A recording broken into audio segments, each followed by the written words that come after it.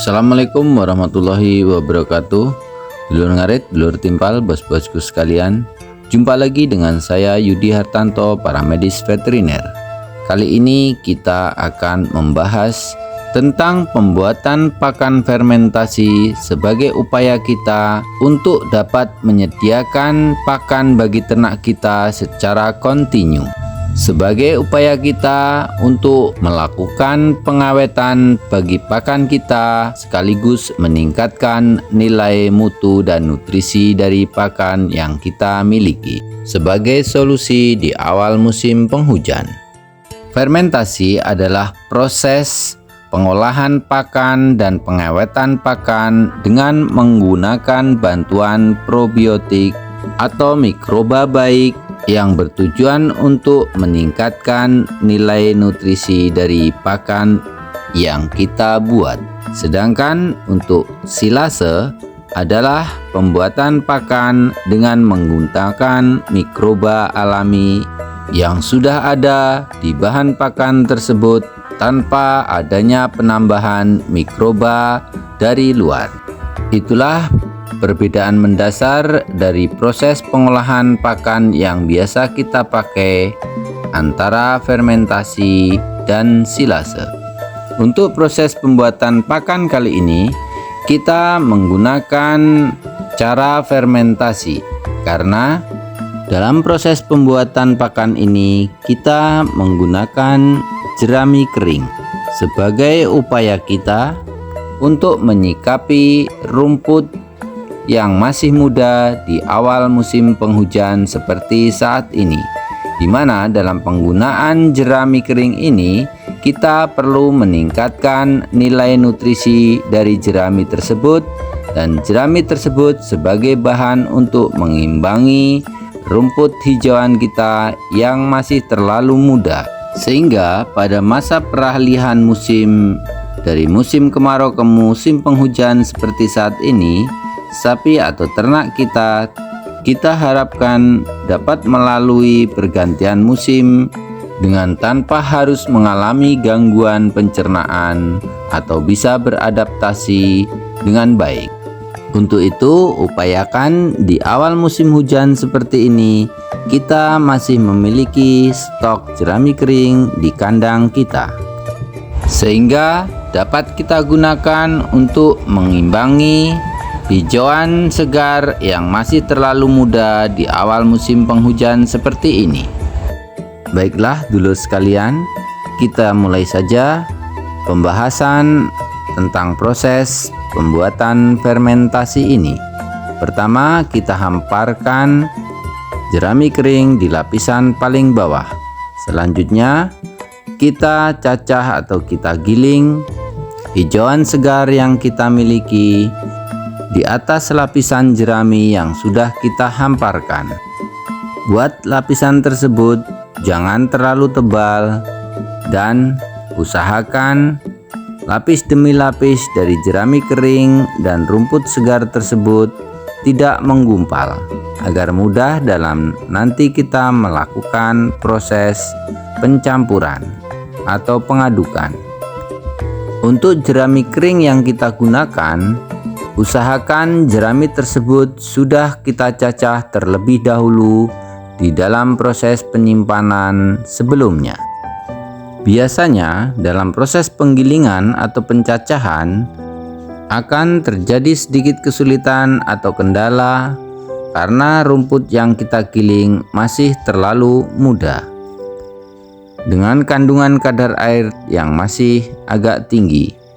Untuk itu, kita sikapi hal tersebut dengan menggunakan jerami kering agar diperoleh kadar air yang ideal dalam proses pembuatan fermentasi ini, sehingga tidak terjadi pembusukan dan diperoleh hasil fermentasi yang bagus dan maksimal. Karena jerami kering yang kita gunakan salah satunya juga bertujuan untuk menyerap kadar air yang berlebih dari hijauan segar yang masih terlalu muda akibat sulitnya pakan di awal musim penghujan.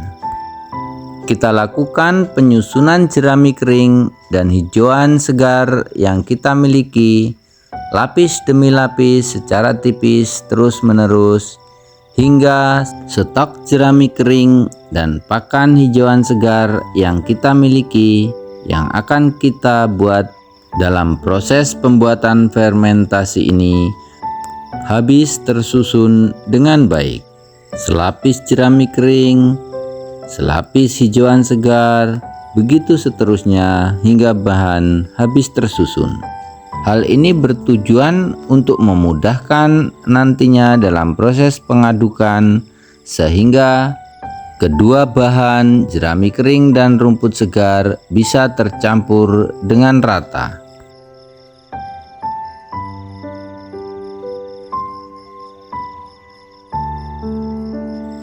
Setelah bahan baku jerami dan rumput segar habis tersusun, proses selanjutnya adalah penyiraman probiotik atau mikroba yang sudah kita larutkan dengan air. Dengan konsentrasi larutan masing-masing dari penggunaan mikroba mengikuti sesuai dengan aturan paket dari masing-masing produk probiotik yang kita gunakan. Sebagai contoh, dari pembuatan fermentasi kali ini kita menggunakan produk probiotik dari Win Probiotik dengan aturan pakai 1 liter untuk 1 ton bahan pakan. Sedang untuk jumlah air yang kita gunakan untuk melarutkan probiotik dalam pembuatan fermentasi ini, kita sesuaikan dengan kadar air dari bahan yang kita pakai, sehingga diperoleh kadar air yang ideal, kelembapan yang ideal. Proses selanjutnya, kita lakukan pengadukan agar kedua bahan dari jerami kering dan rumput segar bisa tercampur dengan baik dan merata. Selanjutnya, kita bisa lakukan untuk tes kelembapan dan kadar air. Untuk kita melakukan tes kelembapan dan kadar air, kita bisa lakukan dengan menggenggam bahan yang sudah kita campur tadi.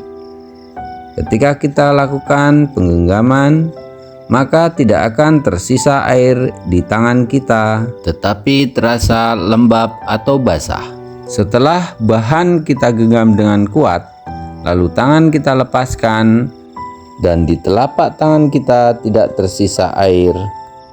Hal tersebut sudah bisa menjadi indikasi atau patokan bagi kita untuk tepatnya kelembapan atau kadar air dari adukan bahan fermentasi pakan yang kita buat. Setelah yakin bahan-bahan dari fermentasi telah tercampur dengan baik dengan kelembapan yang ideal, maka kita sudah dapat melakukan proses penyimpanan. Lakukan proses penyimpanan dengan dipadatkan dengan menggunakan bahan yang kedap udara. Bisa kita lakukan dengan menyimpannya di silo atau dengan menggunakan plastik dengan dipadatkan sehingga benar-benar kedap udara. Yakinkan bahwa kita telah melakukan pemadatan dengan baik dan menutupnya rapat-rapat sehingga diperoleh suasana anaerob atau kedap udara dan proses fermentasi bisa berjalan dengan baik.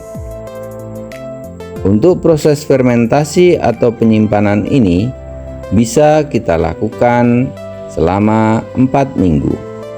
Untuk hasil fermentasi yang baik, maka akan didapati ciri warna pakan menjadi kuning kecoklatan dengan aroma yang khas harum keasaman dan tidak timbul aroma busuk dan lembek atau berair.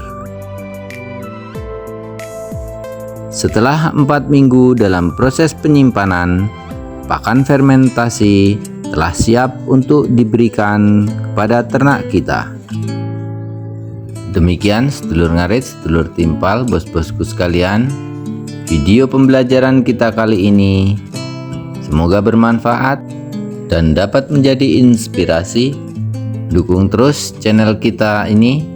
Jangan lupa untuk subscribe, like, komen, serta share video-video di channel kita bersama ini sebagai sarana untuk meningkatkan pengetahuan dan kemampuan kita dalam beternak. Semoga bermanfaat. Saya Yudi Hartanto, paramedis veteriner. Sampai jumpa di video-video selanjutnya. Salam sukses. Wassalamualaikum warahmatullahi wabarakatuh.